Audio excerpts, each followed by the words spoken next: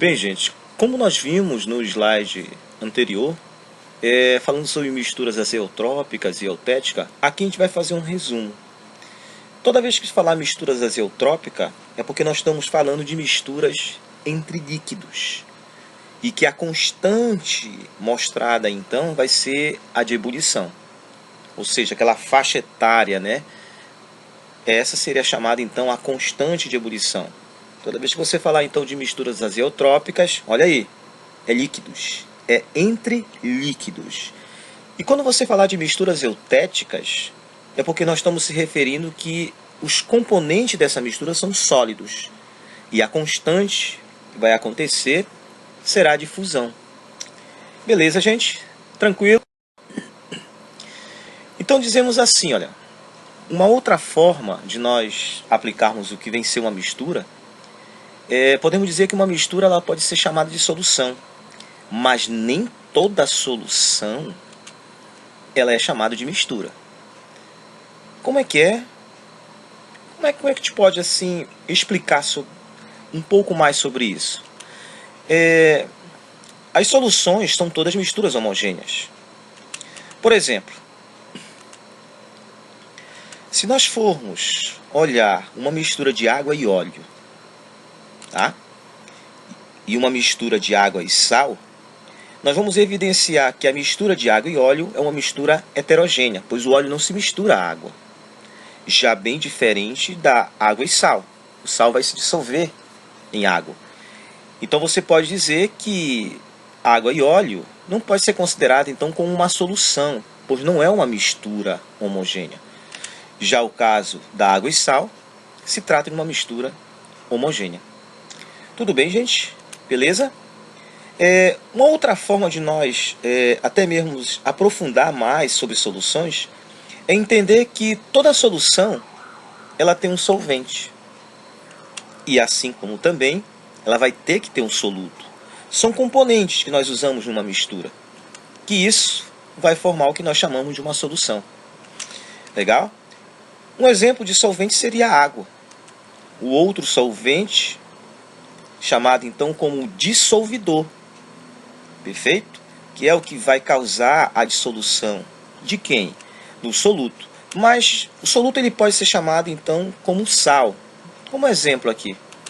Que é justamente ele que vai ser o quê? Dissolvido. Então olha só, gente. Para que a gente possa entender o que vem ser uma solução, basta que a gente observe nos componentes a seguinte ação. Solvente é o cara que dissolve. É chamado de dissolvidor. Na mistura tem que ter quem também? Soluto, que é o que é dissolvido. No caso aqui nós temos quem? O sal. Então podemos dizer que a solução ela é uma mistura então de soluto mais solvente. No entanto, esta diluição ela poderá apresentar uma menor ou maior quantidade de soluto.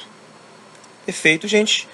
Muitas das vezes quando a gente prepara uma mistura, principalmente as soluções, pode acontecer de nós termos uma maior ou uma menor quantidade de soluto. Tudo bem? Beleza? Se a maior quantidade de soluto na mistura ela for maior, nós dizemos então que terá um excesso. O nome deste excesso, aqui no caso é o soluto, ele é conhecido então como corpo de fundo ou fundo de corpo. São os nomes bastante usados quando se faz uma solução e se percebe quando o soluto está em excesso. Ele é conhecido então como corpo de fundo ou fundo de corpo. Mas não deixará de ser uma solução. Olha esse exemplo aqui. 50 gramas de sal, ao ser adicionado com 100 gramas de água, o resultado disso será o quê? Uma solução salgada. É isso? Essa solução aqui no nosso exemplo diz que 14 gramas de corpo de fundo. Isso quer dizer o quê? Que nesta observação, o que nós podemos analisar? Que 50 gramas de sal misturados em 100 gramas de água, somente 14 gramas de sal não foi dissolvido. Isso quer dizer, então, que já que essa quantidade não foi dissolvida, ela vai para onde, gente? para o fundo do recipiente. Por isso que é chamado, então, de corpo de fundo. Tudo bem, gente? Beleza? Bem, galera, é o seguinte.